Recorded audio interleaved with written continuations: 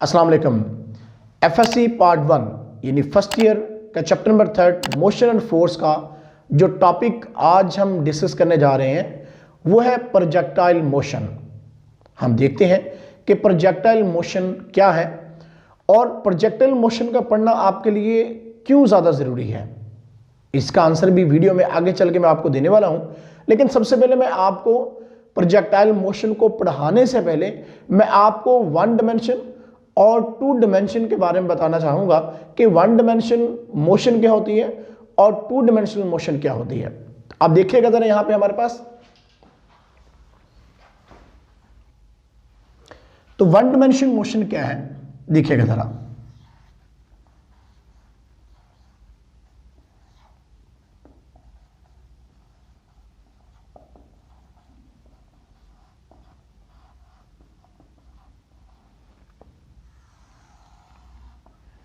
One dimension motion में body कैसे move करेगी? When a body move along a straight line,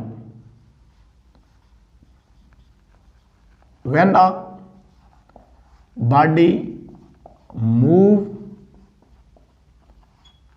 along a straight line,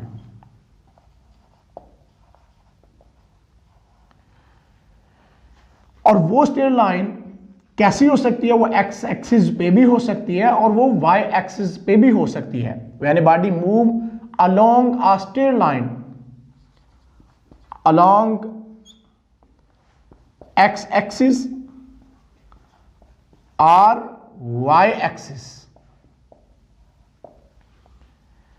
और इस motion के अंदर हमारे पास जो वेक्टर्स के कंपोनेंट होते हैं वो क्या होते हैं? वो वन ही होते हैं। वेक्टर क्वांटिटी है वन कंपोनेंट।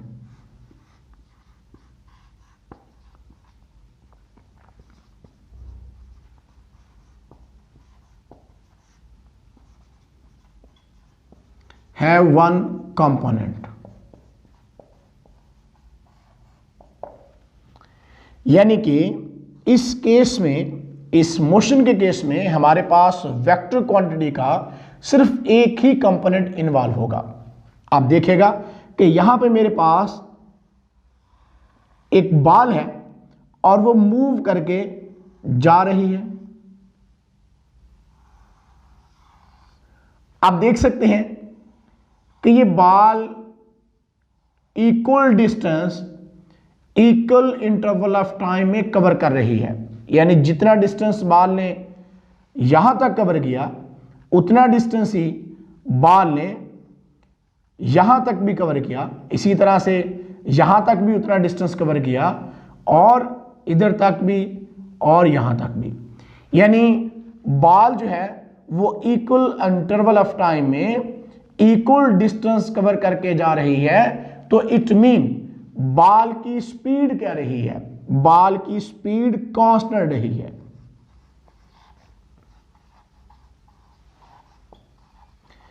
अब अगर बॉल की स्पीड कांस्टेंट रही है तो इसका मतलब क्या होगा? इसका मतलब होगा कि इसका एक्सेलरेशन क्या होगा? वो जीरो होगा, क्योंकि एक्सेलरेशन तो वेलोसिटी में चेंज आने से प्रोड्यूस होता है।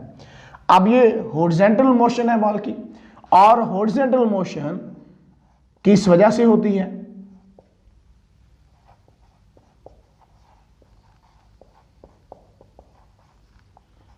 Due to inertia. बॉल की जो हॉरिजॉन्टल मोशन है ये इनर्शिया की वजह से है। इसी तरह से अगर बॉल जो है वो वर्टिकल मूव करके जा रही है, यानी अलोंग वाई एक्सिस, यहां पे बॉल गई, फिर यहां पे गई, फिर यहां पे, तो इस केस में आप देख सकते हैं कि बॉल के दरमियान जो डिस्टेंस ऑफ ट्रैवल है वो इक्वल इंटरवल ऑफ टाइम में एक जितना नहीं रह रहा।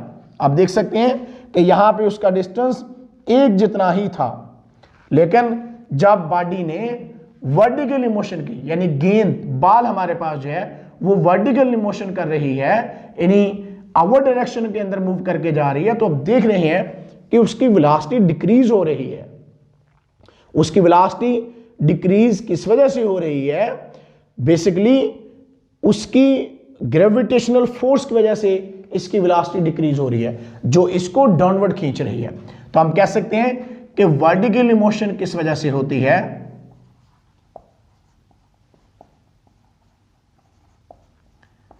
Due to gravity.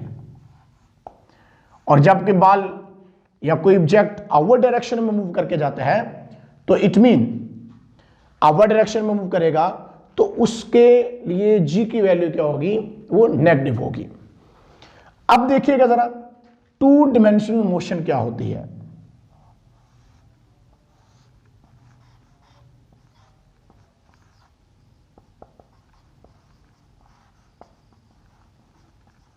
Two dimensional motion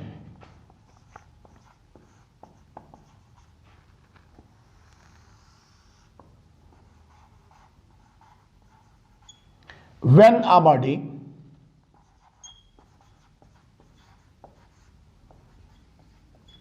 move in a plane, जब को बॉडी प्लेन के अंदर मूव करेगी तो उस मोशन को हम बोलेंगे कि ये मोशन टू डिमेंशनल मोशन है। और यहां पे वेक्टर क्वांटिटी जो मोशन के केस में एसोसिएट हो रही थी उसका हमारे पास एक ही कंपोनेंट होता था, यानी हॉरिजॉन्टल डायरेक्शन में अगर बॉडी मूव कर रही है तो उसका हॉरिजॉन्टल कंपोनेंट होगा, इस तरह से वर्टिकल डायरेक्शन में मूव कर रही है तो उसका वर्टिकल कंपोनेंट ही होगा, यानी एक कंपोनेंट ही होगा। और यहां पे vector quantity have two component.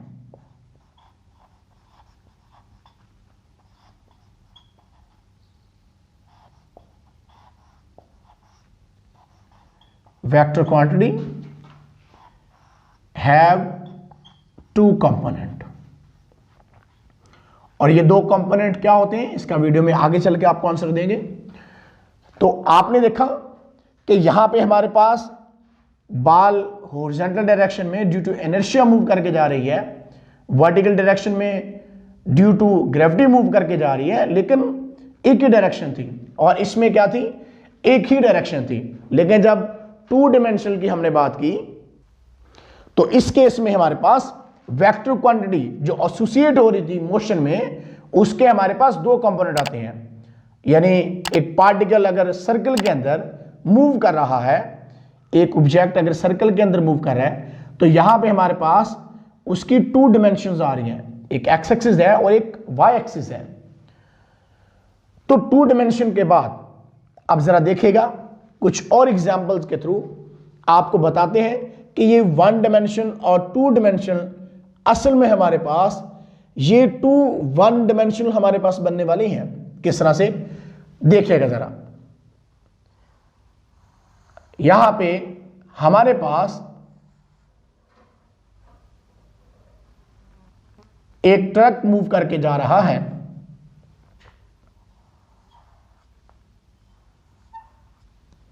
और इसी तरह से एक ट्रक मेरे पास वो रेस्ट में है, यानी पहले ये ट्रक हमारे पास रेस्ट में है और देन फिर नेक्स्ट केस आपको बताता हूं कैसे। तो तब ये मूव कर रहा है। अब पहले केस में हम देखते हैं हमारे पास यहां पे एक आदमी खड़ा है और उसके हाथ में एक बाल है और उस बाल को वो अपवर्ड डायरेक्शन में फेंक रहा है, बार बार ऊपर की डायरेक्शन में फेंक रहा है। तो अगर वो 2 सेकंड के बाद बाल नीचे आता है तो इट मीन अब उसकी जो बाल की डायरेक्शन है वो अपवर्ड ही है और ग्रेविटी उसको नीचे की जानब खींच लेती है। तो 2 सेकंड के बाद बाल वापस उसके पास आ जाता है। तो यहां पे हमारे पास जो ये लड़का बाल को फेंकता है तो ये बाल 2 सेकंड के बाद उसके पास वापस आ जाती है। लेकिन अगर ये ट्रक रेस्ट में ना हो, मोशन में हो, तो फिर क्या होगा? अब देखिएगा जरा कि यहां पे हमारे पास यही आदमी जो बाल को बार बार ऊपर फेंक रहा था, तो अब ट्रक मूव करके जा रहा है, ट्रक मूव करके आगे की डायरेक्शन में जा रहा है और ये बाल को जब इसने ऊपर को फेंका तो क्या हुआ जरा देखिएगा। यहां पे मैं इसको आपको बना के दिखाता हूं। आदमी यहां पे खड़ा ट्रक के अंदर इस बाल को ऊपर की जानब फेंक रहा है, तो ये बाल ऐसा ऐसा ऊपर की जानब जा रही है। इसी तरह से देखिएगा जरा,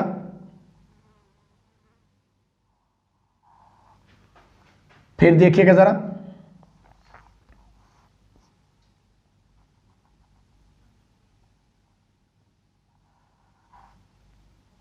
उसके बाद फिर देखिएगा आप जरा,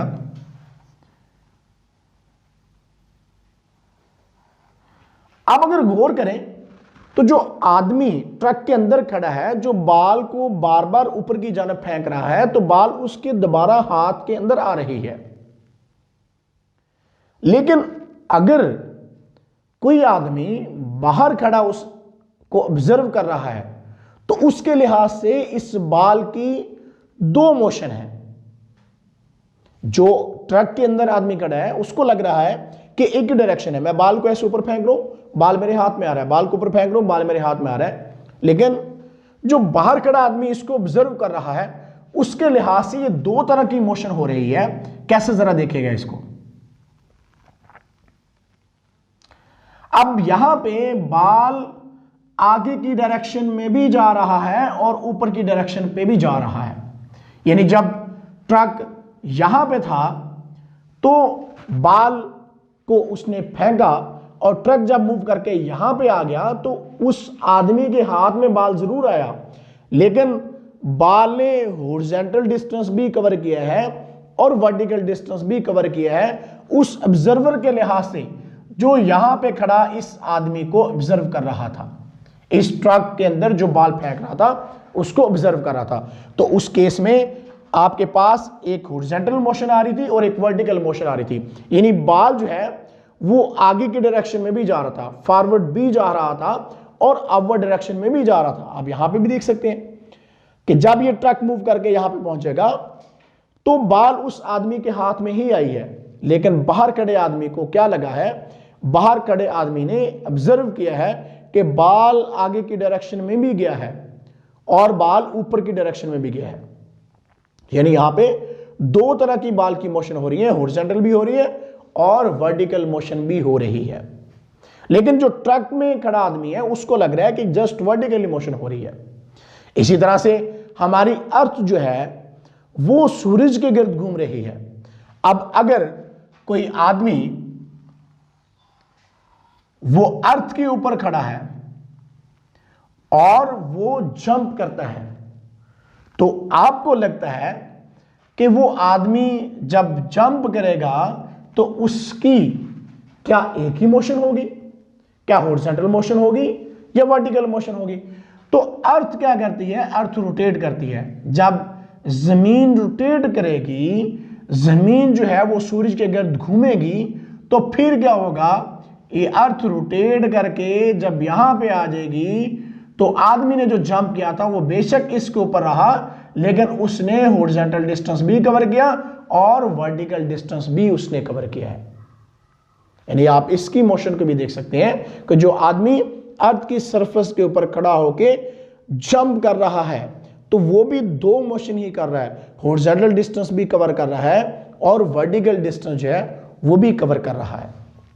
तो आई थिंक इन दो एग्जाम्पल से आपको टू डिमेंशनल मोशन का पता चला होगा कि टू डिमेंशनल मोशन क्या होती है। तो अब मैं डिफाइन करता हूं कि व्हाट इज प्रोजेक्टाइल मोशन, और प्रोजेक्टाइल मोशन को डिफाइन करने से पहले मैं प्रोजेक्टाइल का बताऊंगा कि व्हाट इज प्रोजेक्टाइल। तो प्रोजेक्टाइल को डिफाइन कर लें।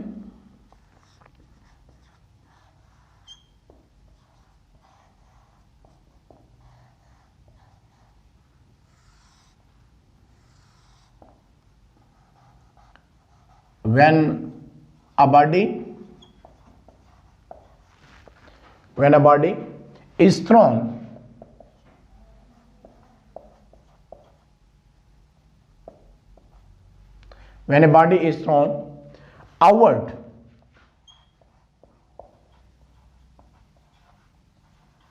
at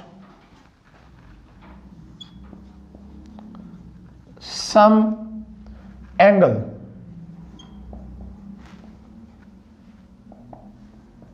with the horizontal.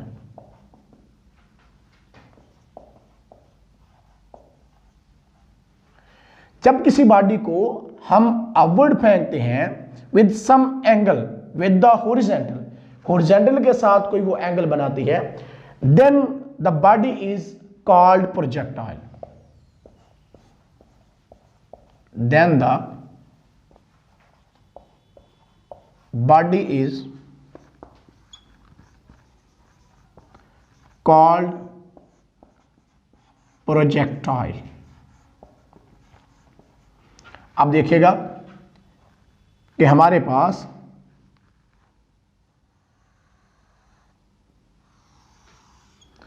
एक बॉडी को हम किसी एंगल थीटा के साथ थ्रो कर रहे हैं, ये एंगल थीटा बन रहा है, तो बॉडी जो है इसका हॉरिजॉन्टल यानी एक्सिस के साथ इसका एंगल थीटा बना, तो इसको हम बोलते हैं प्रोजेक्टाइल है। इसी तरह से अगर मैं ऐसा करूं,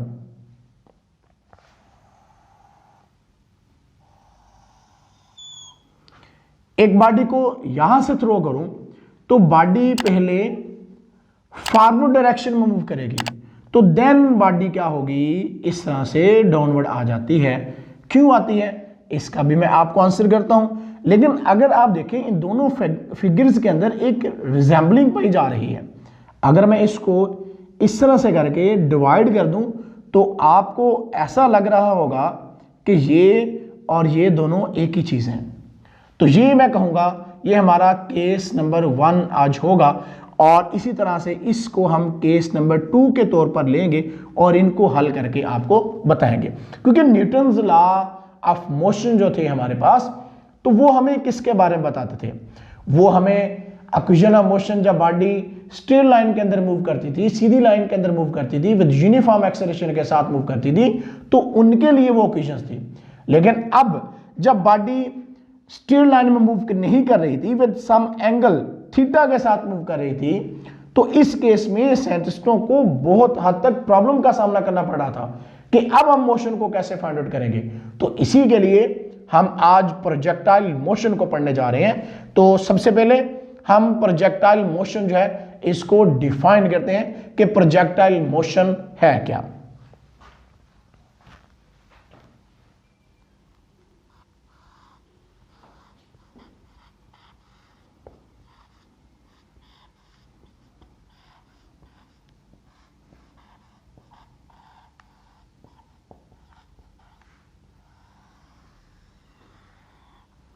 लेकिन प्रोजेक्टाइल मोशन को बयान करने से पहले मैं आपको कुछ इसके बारे में अजम्पशन करना चाहूंगा कि अजम्पशन ऑफ प्रोजेक्टाइल मोशन क्या है। तो अजम्पशंस ऑफ प्रोजेक्टाइल मोशन क्या है, there is no resistance due to air, यानी एयर फ्रिक्शन को हम यहां पे इग्नोर करने वाले हैं। The affect due to curvature of earth is negligible, तो अर्थ के कर्वेचर की वजह से जो अफेक्ट होगा उसको भी हम निगलेक्ट करने वाले हैं। The affect due to rotation of earth is negligible, earth के रोटेशन की वजह से जो अफेक्ट होगा, असर होगा, उसको भी इग्नोर करने वाले हैं। For all point of the trajectory, trajectory क्या है इसका बताता हूं आपको। The acceleration due to gravity g is constant in magnitude and direction. अब यहां पे सबसे पहले आपको प्रोजेक्टाइल मोशन का बता दूं, फिर इसकी ट्राजेक्टरी के बारे में बताता हूं कि ट्राजेक्टरी क्या होती है। प्रोजेक्टाइल मोशन क्या है,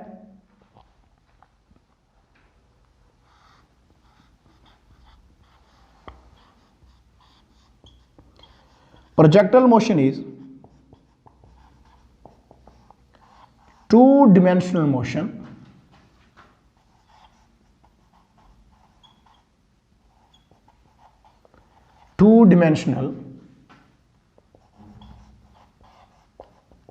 motion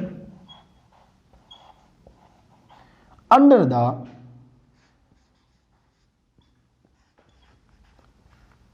constant acceleration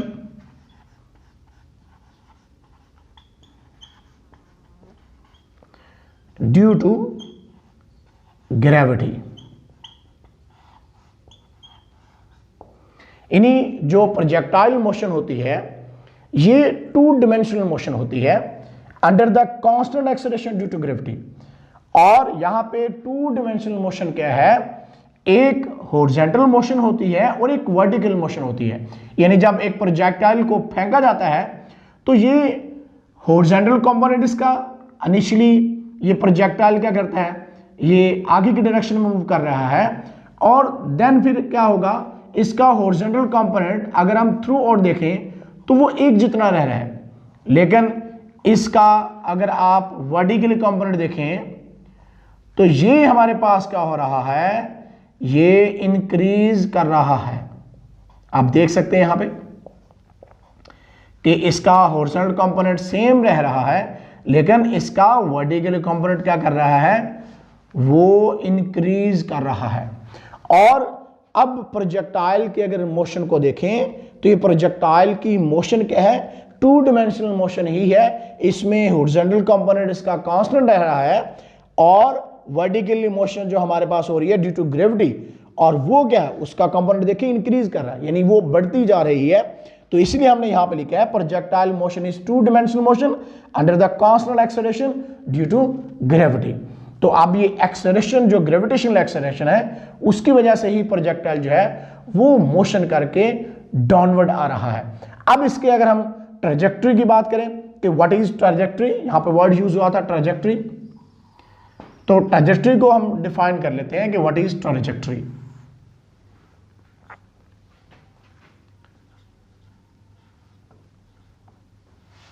trajectory, the path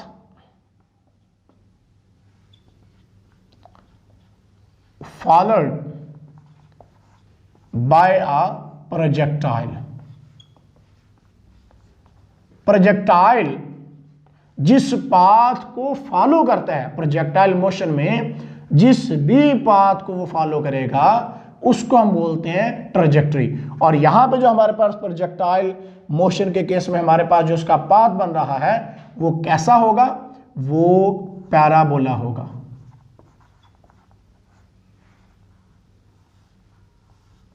ये एक पैराबोला शेप है हमारे पास। तो इसका पाथ का आपको पता चल गया कि व्हाट इज ट्रैजेक्टरी। आप प्रोजेक्टाइल मोशन की कुछ एग्जांपल देते हैं आपको। तो प्रोजेक्टाइल मोशन की एग्जांपल देखिएगा, a bomb release from an aeroplane in level flight, यानी अगर एक जहाज हमारे पास मूव करके जा रहा है तो इसमें से जो वो बम रिलीज करता है तो वो भी इस तरह से एक प्रोजेक्टाइल मोशन की तरह ही जा रहे होते हैं। यानी जहाज जब मूव करके जा रहा होता है तो ये भी हमारे पास हॉरिजॉन्टल मोशन भी इनकी आ रही होती है और इस तरह से ये वर्टिकल मोशन भी इनकी आ रही होती है। तो इसीलिए मैं कहता हूं कि प्रोजेक्टाइल मोशन जो है ये बेसिकली 2 1 डिमेंशनल मोशन है, यानी हॉरिजॉन्टल मोशन भी हो रही होती है और वर्टिकली मोशन भी हो रही होती है। अब बुलेट फायर्ड फ्रॉम गन, एक गन से अगर हम एक बुलेट को फायर करते हैं तो वो भी प्रोजेक्टाइल मोशन के केस में ही आता है कि बुलेट पहले फॉरवर्ड जाएगी फिर देन इस तरह से प्रोजेक्टाइल मोशन की टाइप में हो जाएगी। उसके बाद एक football kick by a footballer, जब एक फुटबॉलर जो है वो एक फुटबॉल को किक मारता है तो वो भी इसी तरह से प्रोजेक्टाइल मोशन की तरह ही हमें दिखाई देती है, थीटा एंगल इसका बनता है। उसके बाद एक मिसाइल फायर करते हैं, यानी एक मिसाइल को जब हम फायर करते हैं तो वो भी हमारे पास कुछ इस टाइप का ही होता है। यानी अगर एक मिसाइल को हम फायर करेंगे तो वो भी इनिशियली जब मूव करके जाएगा तो वो भी इसी तरह से एक प्रोजेक्टाइल मोशन ही बनाएगा। तो अब इसकी एक्सप्लेनेशन की जानब चलते हैं। तो केस 1 इसका हम देखते हैं। केस 1 हमारे पास क्या है, व्हेन अ बॉल इज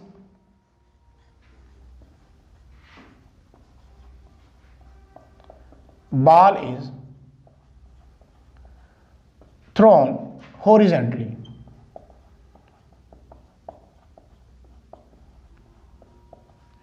यानी जब एक बॉल को हम हॉरिजॉन्टली थ्रो करते हैं तो फिर क्या होता है। इसके लिए जरा एक हमने मॉडल तैयार किया है, इसको देखेगा। ये आपको जो समझाने के लिए तो इसमें हमने एक प्रोजेक्टाइल बनाने की कोशिश की है कि आपको यहां से आप जरा गौर से देखिएगा कि इसके अंदर जब मैं कुछ बाल इसके अंदर डालता हूं तो ये बाल जब बाहर निकलेगी, जरा इसकी मोशन को ध्यान से देखेगा और वीडियो को पास कर करके आप देखिएगा जरा।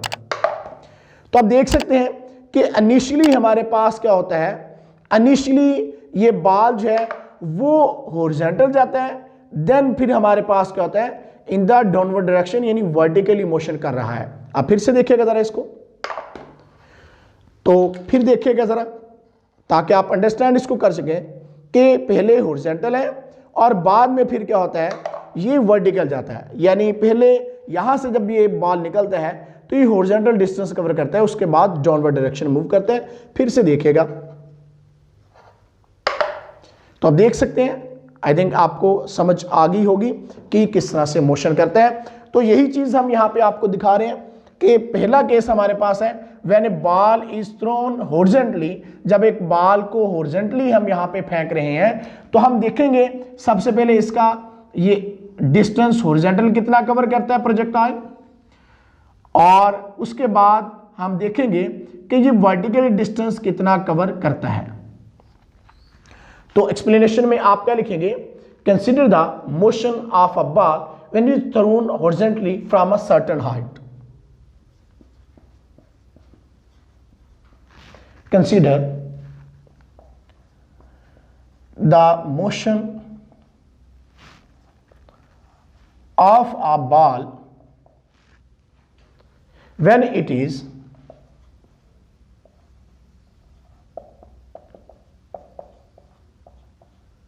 thrown horizontally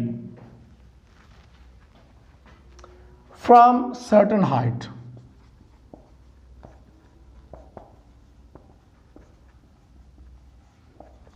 हम एक सर्टन हाइट से इस बॉल को हॉरिजॉन्टली जो है वो थ्रो कर रहे हैं। It is observed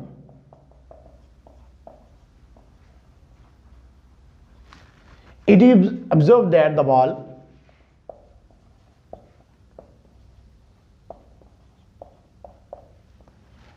the ball travel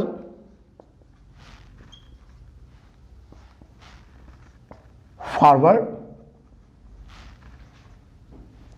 as well as downward,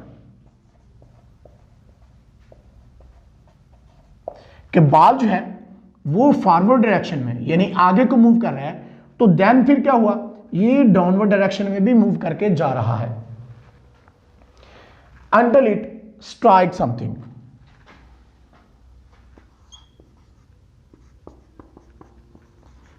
It strike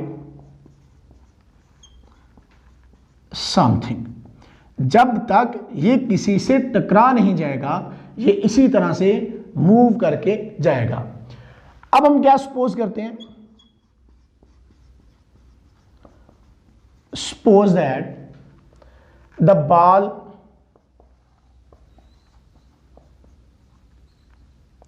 ball leaves the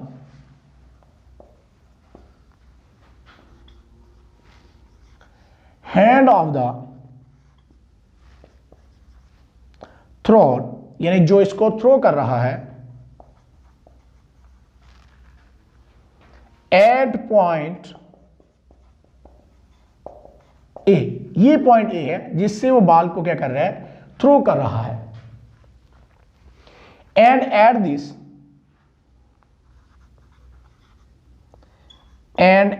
this point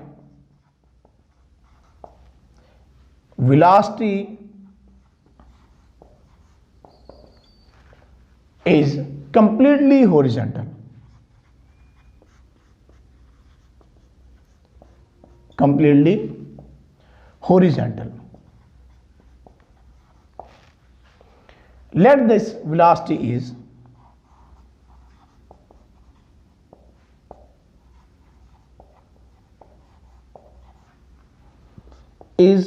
Vx. और ये वेलोसिटी क्या है, vx है। आप देख सकते हैं जब ए पॉइंट पे बाल को थ्रो किया जा रहा है तो इसकी वेलोसिटी हॉरिजॉन्टल है, यहां पे वर्टिकल नहीं है, ये जस्ट हॉरिजॉन्टल है। देन फिर उसके बाद आप देख सकते हैं थ्रू इसका हॉरिजॉन्टल कंपोनेंट क्या रहा, सेम रह रहा है, और उसके बाद ये ड्यू टू ग्रेविटी ये बॉडी क्या कर रही है, डाउनवर्ड डायरेक्शन में under the action of gravity जो है वो मूव करके आ रही है। अब यहां पे हम हॉरिजॉन्टल कंपोनेंट ऑफ वेलोसिटी जो है वो आपको बताते हैं कि हॉरिजॉन्टल कंपोनेंट ऑफ वेलोसिटी क्या होगा।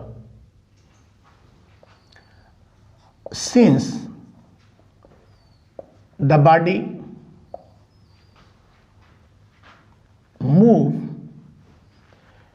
मूव कर रही है under its weight,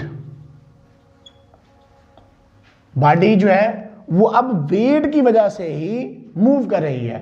so there is no horizontal, so there is no horizontal force act on it, यानी हॉरिजॉन्टल फोर्स इस पे कोई एक्ट नहीं कर रही, और हॉरिजॉन्टल वेलोसिटी भी क्या होगी, अनचेंज होगी। हॉरिजॉन्टल वेलोसिटी क्या होगी, अनचेंज होगी। यानी हम कह सकते हैं कि उसकी जो हॉरिजॉन्टल वेलोसिटी है वो क्या रहेगी, हॉरिजॉन्टल वेलोसिटी उसकी कांस्टेंट रहेगी।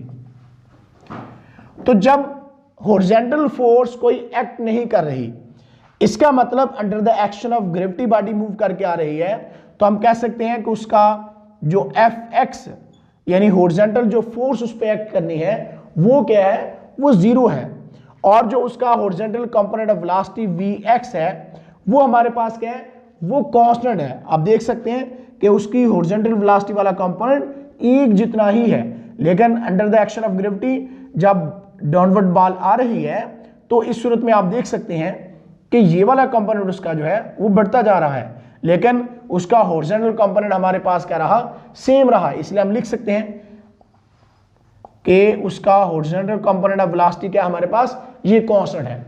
अब जब न्यूटन का लॉ हमने पढ़ा था कि अगर बॉडी पे लगने वाली फोर्स जीरो हमारे पास है, बाय न्यूटन सेकंड हमने पढ़ा F = m में होता है, तो अगर लगने वाली फोर्स जीरो है तो इसका मतलब हमारे पास एक्सेलरेशन जो है, हॉरिजॉन्टल एक्सेलरेशन वो भी क्या होगा, जीरो होगा। तो अब हम इसकी हॉरिजॉन्टल डिस्टेंस को फाइंड करते हैं कि हॉरिजॉन्टल डिस्टेंस कितना है और वर्टिकल डिस्टेंस कितना है। तो अब हम प्रोजेक्टाइल जो है इसका हॉरिजॉन्टल डिस्टेंस जो है उसको फाइंड करने जा रहे हैं कि इसका हॉरिजॉन्टल डिस्टेंस जो है हमारे पास कितना आता है। तो इसके लिए by second equation of motion,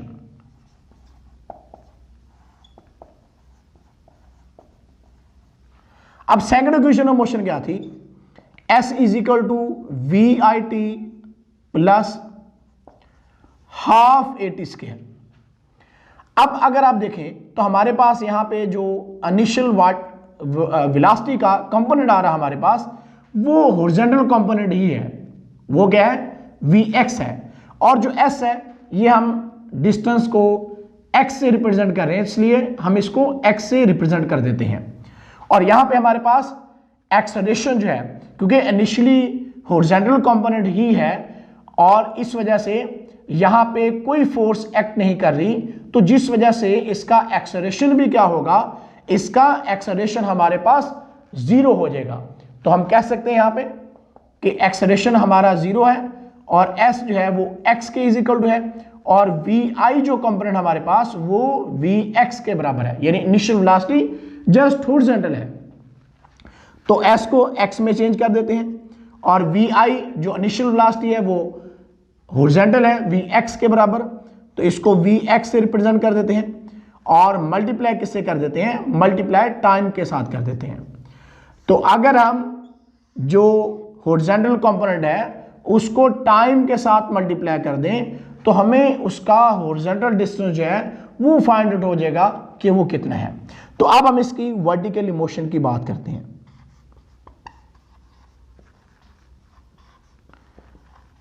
अब अगर आप देखें तो वर्टिकली मोशन के केस में हमारे पास इनिशियली जब ये हॉरिजॉन्टल प्रोजेक्टाइल गया तो then under the action of gravity ही नीचे आ रहा है, तो इसका मीन कि इसका जो एक्सेलरेशन होगा वो किस में चेंज हो जाएगा, एक्सेलरेशन ग्रेविटेशनल एक्सेलरेशन में चेंज हो जाएगा।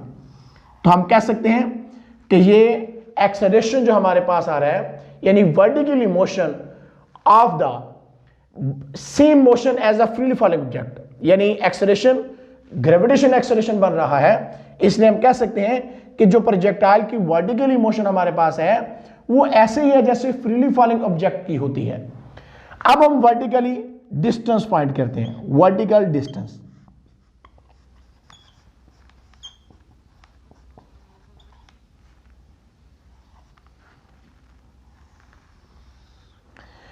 तो वर्टिकल डिस्टेंस के लिए हमें क्या करना पड़ेगा, वही equation second equation of motion का इस्तेमाल करना पड़ेगा,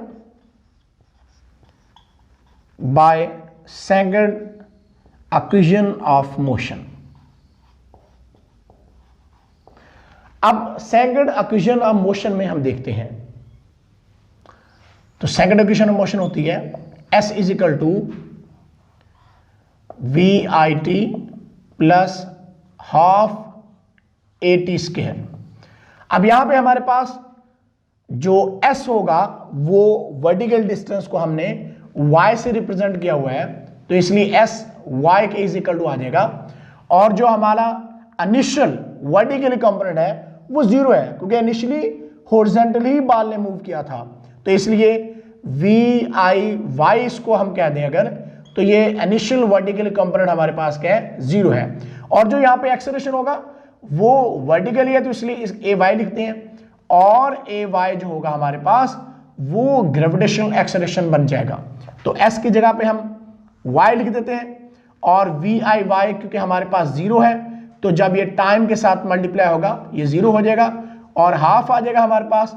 AY किसके बराबर है, ग्रेविटेशनल एक्सेलरेशन G के बराबर है, और T स्क्वायर आ गया, तो Y इज इक्वल टू हमारे पास हाफ GT स्क्वायर आ गया।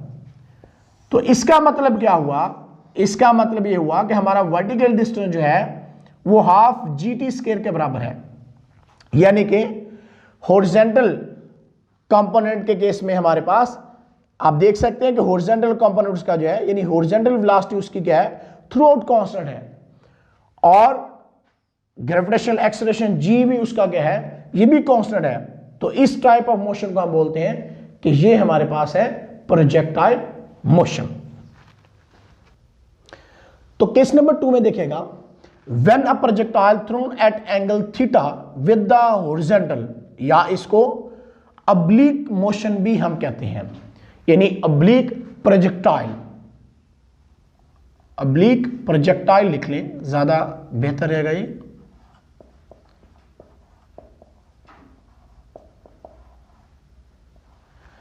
अब यहां पे देखिएगा एक प्रोजेक्टाइल को हम एंगल थीटा के साथ थ्रो कर रहे हैं,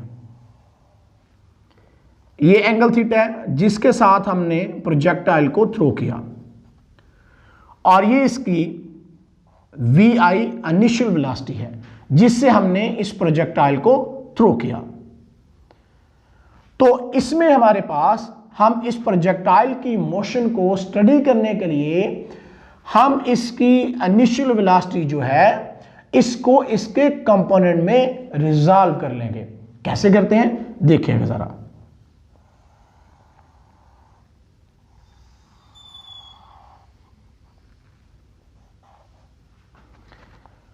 अब ये हमारे पास VI इनिशियल वेलोसिटी है, तो ये इसका हॉरिजॉन्टल कंपोनेंट है और ये इसका वर्टिकल कंपोनेंट है। इसी तरह से जब प्रोजेक्टाइल आगे मूव करेगा तो ये इसका हॉरिजॉन्टल कंपोनेंट है और ये इसका वर्टिकली कंपोनेंट है। इसी तरह से जब प्रोजेक्टाइल आगे मूव करेगा तो ये इसका हॉरिजॉन्टल कंपोनेंट है और ये इसका वर्टिकली कंपोनेंट है। तो आप देख रहे हैं कि इसका हॉरिजॉन्टल कंपोनेंट सेम रह रहा है, बट वर्टिकली कंपोनेंट जो है वो चेंज हो रहा है। और जब हम और आगे जाएंगे तो इस केस में हमारा वर्टिकली कंपोनेंट क्या हो जाएगा, 0 हो जाएगा, यानी वी वाई हमारे पास क्या होगा, वो 0 होगा। तो जस्ट हमारे पास हॉरिजॉन्टल कंपोनेंट जो है वो रह जाएगा, क्योंकि अब प्रोजेक्टाइल ने एक मैक्सिमम हाइट पे पहुंचने के बाद उसने डाउनवर्ड डायरेक्शन में मूव करके आना है। तो इसमें देखिएगा जरा, अब हमारे पास प्रोजेक्टाइल ने डेफिनेटली डाउनवर्ड डायरेक्शन में मूव करके आना है, तो हम इसको ऐसे कर लेते हैं। अब ये उसका वर्टिकल कंपोनेंट और ये इसका हॉरिजॉन्टल कंपोनेंट है, और ये इसका रिजल्टेंट आ गया। इसी तरह से अब ये इसका हमारे पास वर्टिकल कंपोनेंट और ये हमारे पास इसका आ गया जी हॉरिजॉन्टल कंपोनेंट, और ये इसका आ गया जी रिजल्टेंट। इसी तरह से हमारे पास ये इसका आ गया वर्टिकल कंपोनेंट। आप देख रहे हैं कि वर्टिकल कंपोनेंट पहले इंक्रीज हो रहा था, बाद में डिक्रीज हो गया, फिर यहाँ पे आके 0 हो गया, और उसके बाद फिर से इंक्रीज होना शुरू हो गया, बिकॉज अब प्रोजेक्टाइल क्या है, डाउनवर्ड आ रहा है। और हमारे पास, इसको मैं जरा बढ़ा देता हूं, तो ये हमारे पास इसका वर्टिकली कंपोनेंट है, और इस तरह से ये हमारे पास इसका हॉरिजॉन्टल कंपोनेंट है, और ये इसका आ गया जी रिजल्टेंट। आप देख सकते हैं कि हॉरिजॉन्टल कंपोनेंट जो है हमारे पास हर जगह पे एक जैसा ही रहा, बट वर्टिकली कंपोनेंट देखें तो पहले इंक्रीज कर रहा था, फिर डिक्रीज होना शुरू हो गया, और देन फिर डिक्रीज होने के बाद फिर इंक्रीज होना शुरू हो गया। यानी प्रोजेक्टाइल ने विद एंगल थीटा के साथ हमने उसको जब हमने फेंका तो अब्लीक मीन हमने तिरछा उसको करके फेंका है। तो यहां पे हम अब क्या करते हैं, हम इसकी वेलोसिटी को इसके कंपोनेंट में रिजॉल्व कर लेते हैं। तो इनिशियल कंपोनेंट ऑफ वेलोसिटी हम यहां पे लिखने लगे हैं।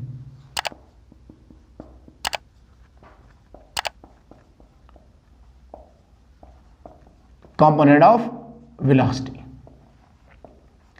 तो हमारे पास इनिशियल कंपोनेंट ऑफ वेलोसिटी दो तरह के आ रहे हैं। एक हमारे पास हॉरिजॉन्टल कंपोनेंट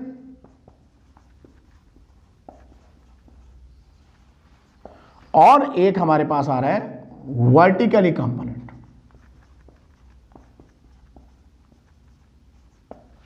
तो अगर आप देखें हॉरिजॉन्टल कंपोनेंट इसका क्या होता है, वी आई इनिशियल वेलोसिटी का हॉरिजॉन्टल कंपोनेंट, तो ये हमारे पास आ जाएगा वी आई एक्स, और ये किसके बराबर होगा, v i x v i cos of theta के बराबर होगा।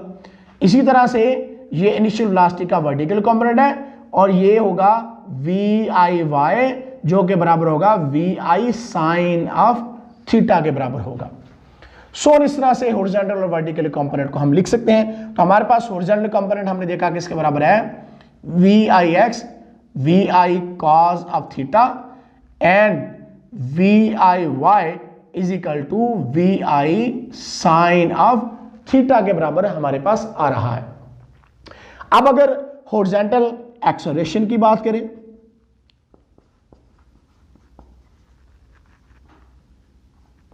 हॉरिजॉन्टल एक्सेलरेशन की अगर बात करें, जो कि हमारे पास ए एक्स हॉरिजॉन्टल एक्सेलरेशन है। अब देखिए हॉरिजॉन्टल कंपोनेंट क्या रह रहा है, सेम रह रहा है। तो हॉरिजॉन्टल हमारे पास कोई फोर्स नहीं लग रही, तो इसका मतलब हॉरिजॉन्टल एक्सेलरेशन क्या होगा, 0 होगा। वर्टिकल एक्सेलरेशन क्या होगा, तो vertical acceleration a y is equal to minus g के होगा, बिकॉज बॉडी अपवर्ड डायरेक्शन में मूव करके जा रही है, तो इसलिए उसका हमारे पास एक्सेलरेशन क्या आएगा, ग्रेविटेशनल एक्सेलरेशन नेगेटिव आएगा। तो इस तरह से हॉरिजॉन्टल कंपोनेंट और हॉरिजॉन्टल एक्सेलरेशन भी हमने फाइंड आउट कर लिया, वर्टिकल एक्सेलरेशन भी फाइंड कर लिया। तो अब वेलोसिटी एट एनी इंस्टेंट जो है उसको फाइंड करते हैं। वेलोसिटी एट एनी इंस्टेंट,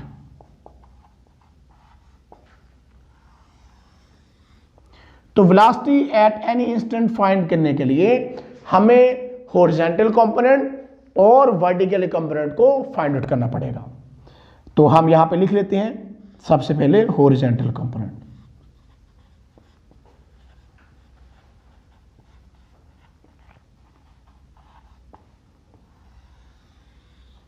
तो अगर हम हॉरिजॉन्टल कंपोनेंट में देखें तो हमने इक्वेशन ऑफ मोशन पढ़ी थी।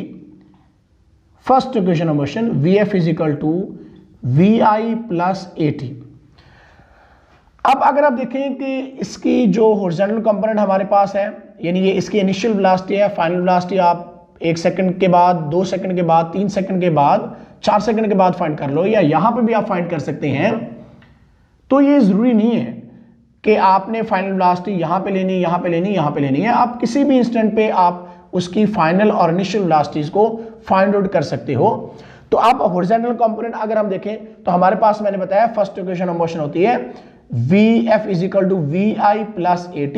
तो यहां पे हमारे पास Vf जो है वो उसकी Vfx बन जाएगी, और जो हमारे पास Vi इनिशियल वेलोसिटी है वो Vix बन जाएगी, यानी हॉरिजॉन्टल कंपोनेंट ऑफ वेलोसिटी है, और एक्सेलरेशन उसका Ax बन जाएगा, हॉरिजॉन्टल एक्सेलरेशन है। अब हम Vfx Vix प्लस AXT में क्या चेंजिंग आती है इसको देखते हैं। तो आप देखें हॉरिजॉन्टल कंपोनेंट उसका थ्रू आउट क्या रह रहा है, सेम रह रहा है। तो मैं कह सकता हूं कि हमारे पास Vfx is equal to Vix किसके बराबर होगा, हॉरिजॉन्टल कंपोनेंट हमारा Vi cos ऑफ थीटा के बराबर है, और प्लस अब हमने देखा कि एक्सेलरेशन जो हॉरिजॉन्टल है वो क्या हमारे पास है, वो 0 है। तो इसलिए 0 इंटू T, तो हमारे पास Vfx इज इक्वल टू आ जाएगा Vi cos ऑफ थीटा के बराबर आ जाएगा। तो आप यहां पे स्टूडेंट्स देख सकते हैं कि हमारे पास horizontal component throughout same रह रहा है। तो इसलिए मैं कह सकता हूं कि हमारे पास जो उसका Vix यानी इनिशियल हॉरिजॉन्टल कंपोनेंट और फाइनल हॉरिजॉन्टल कंपोनेंट हमारा क्या होगा, वो बराबर होगा। यानी इनिशियल और फाइनल हमारे पास उसके हॉरिजॉन्टल कंपोनेंट जो है वो एक जैसे ही आएंगे, यानी हॉरिजॉन्टल कंपोनेंट ऑफ वेलोसिटी क्या रहेगा, remains constant. Horizontal component of velocity remains constant. और ये यहां पे आपको फिगर में भी बार बार मैं आपको बता रहा हूं। हॉरिजॉन्टल कंपोनेंट को फाइंड करने के बाद अब हम उसके वर्टिकली कंपोनेंट की जानब जाते हैं।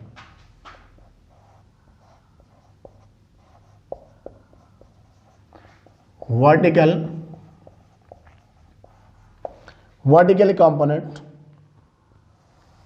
Of velocity. तो वर्टिकली कंपोनेंट ऑफ वेलोसिटी में हमारे पास कुछ चेंजिंग आएगी। वो कैसी चेंजिंग आएगी इसको आपको बताते हैं। हमने पढ़ा है कि फर्स्ट इक्वेशन ऑफ मोशन के मुताबिक Vf is equal to Vi plus AT होता है।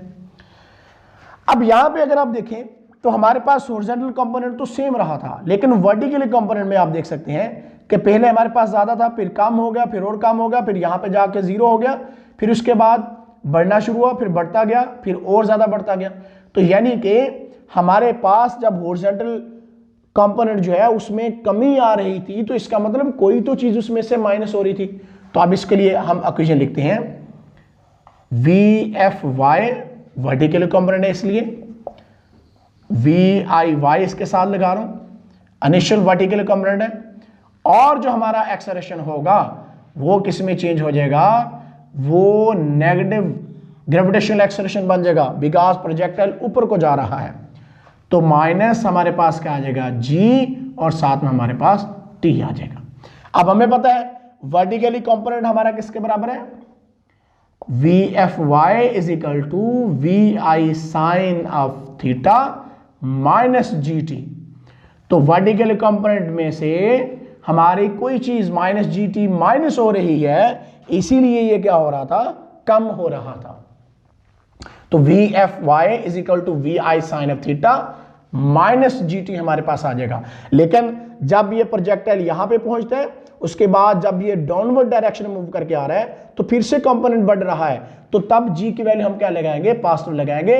तो जिस वजह से हमारा ये VFY क्या होगा, उसका आंसर बढ़ना शुरू हो जाएगा।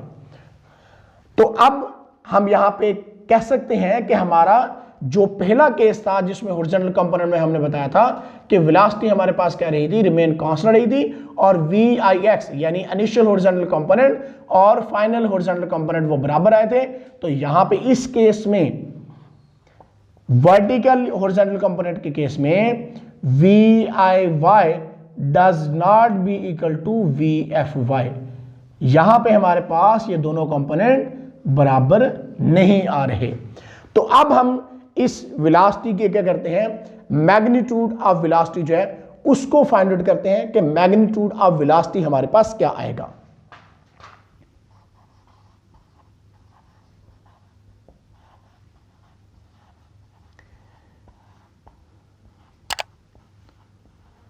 तो मैग्नीट्यूड ऑफ वेलोसिटी के लिए हम लिखते हैं V इज इक्वल टू, हमें पता है हॉरिजॉन्टल कंपोनेंट का स्क्वायर यानी VFX का स्क्वायर प्लस VFY का स्क्वायर यानी वर्टिकल कंपोनेंट का स्क्वायर, और इसके ऊपर क्या आ जाएगा, इसके ऊपर आ जाएगा स्क्वायर रूट, यानी मैग्नीट्यूड ऑफ वेलोसिटी फाइंड करें। तो इसके लिए हम हॉरिजॉन्टल कंपोनेंट का स्क्वायर प्लस हम वर्टिकल कंपोनेंट का स्क्वायर लेंगे और इसके ऊपर स्क्वायर रूट डाल देंगे, तो हमारे पास मैग्नीट्यूड ऑफ वेलोसिटी आ जाएगी।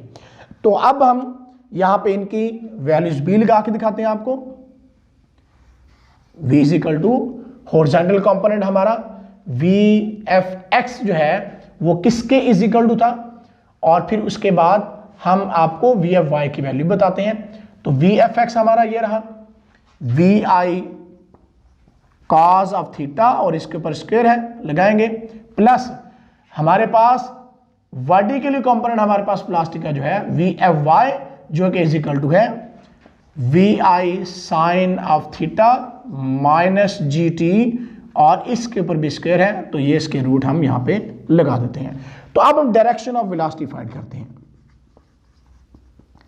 डायरेक्शन ऑफ वेलोसिटी, तो डायरेक्शन ऑफ वेलोसिटी हमने कैसे फाइंड करनी है, हम जो रिजल्टेंट वेलोसिटी हमारे पास VI है जिसका एंगल थीटा बन रहा है, तो हम यहां पे कहते हैं कि angle phi which is resultant velocity met with horizontal can be found from, हम यहां पे लगाएंगे tan ऑफ फाई जो कि हमारे पास होगा वेलोसिटी का vertical component divided by velocity का हॉरिजॉन्टल कंपोनेंट हमारे पास क्या है उसको हम यहां पे पुट कर देंगे VFY डिवाइड बाय VFX।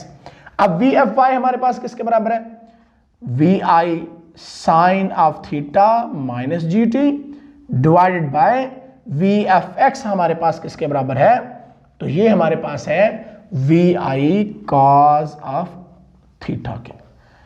अब यहां पे फाई आपको फाइंड करना है, तो tan इधर जाके हो जाएगा, tan इनवर्स हो जाएगा। तो इस तरह से हमने डायरेक्शन ऑफ वेलोसिटी को भी फाइंड कर लिया है, यानी प्रोजेक्टाइल मोशन एक बहुत ही इंपॉर्टेंट स्पेशल केस था जिसको हमने डिस्कस किया, और इसमें हमने केस 1 केस 2 को डिस्कस किया है। तो आप इसको अच्छी तरह से समझिएगा। अब हम कुछ आपको MCQs बताते हैं जो कि बहुत ही इंपॉर्टेंट है। तो ये कुछ इंपॉर्टेंट MCQs के बारे में बता रहे हैं। पहला MCQs है eight what point the velocity of the projectile is zero. तो वेलोसिटी ऑफ द प्रोजेक्टाइल जो वो जीरो किस पॉइंट पे होगी, पॉइंट ऑफ प्रोजेक्शन, यहां से इसको फेंका था एट हाईएस्ट पॉइंट यानी मैक्सिमम हाइट पे, बोथ ए एंड बी, या एट नो पॉइंट। तो आप देख सकते हैं कि प्रोजेक्टाइल जो है इसकी वेलोसिटी किसी भी पॉइंट पे जीरो नहीं है, क्योंकि आप सोचोगे कि यहां पे जीरो है लेकिन यहां पे हॉरिजॉन्टल कंपोनेंट ऑफ वेलोसिटी तो है, वर्टिकल कंपोनेंट जीरो है लेकिन हॉरिजॉन्टल कंपोनेंट है, तो इसलिए हम इसका सही आंसर लिखेंगे at no point. Next MCQ number 2 है at which point the vertically component of velocity zero. Vertical component of velocity कहां पे जीरो होगा, तो अब आप बिल्कुल सही सोच रहे हैं, point of projection at highest point both A and B, या एट नो पॉइंट। तो हाईएस्ट पॉइंट पे आप देख सकते हैं कि उसका वर्टिकल कंपोनेंट क्या होगा, जीरो होगा। अब थर्ड MCQ की जानब आते हैं at what point the acceleration is perpendicular to velocity. तो यहां पे आप देख सकते हैं कि हाईएस्ट पॉइंट के ऊपर एक्सेलरेशन जो है वो परपेंडिकुलर टू वेलोसिटी है। तो ऑप्शन हमने यहां पे लिखे हुए थे, point of projection at highest point, both A and B at no point, तो एट हाईएस्ट पॉइंट इसका सही आंसर है। तो प्रोजेक्टाइल मोशन की वीडियो कंप्लीट हुई। आज के लिए इतने, फिर मिलेंगे इंशाल्लाह, तब तक